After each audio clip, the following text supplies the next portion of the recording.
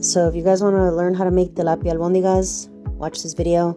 My kids are fairly picky, so I gotta find ways to get them to eat, and they actually like this recipe.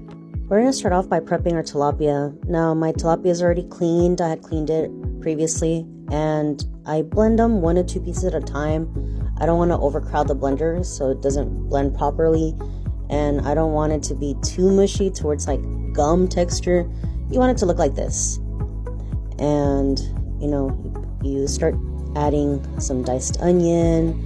I added some diced up mint or yerba buena, some diced up tomato, some sazon chicken bouillon, and I added some uncooked and clean rice.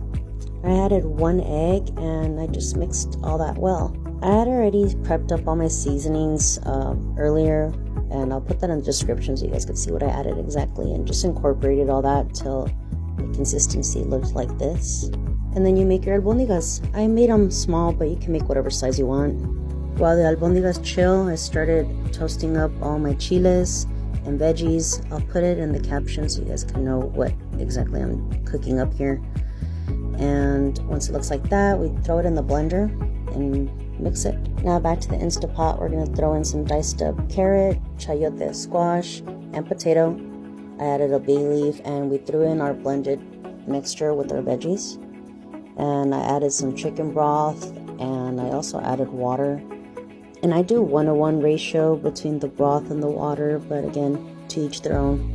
And then we start dropping in our albondigas one at a time. Now I went ahead and preheated my Instapot for 20 minutes, and they came out like this. Now since squash cook fairly quick, I throw them in at the very end, and I throw them back in the Instapot for an additional 5 minutes. And they look like this when it's done.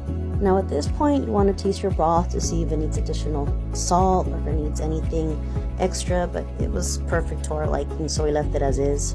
And I do like to hook mine up with some rice and some aguacate and some lemon or lime. And that was my recipe. Hope you guys liked it. Till next time, thanks for watching. Adios.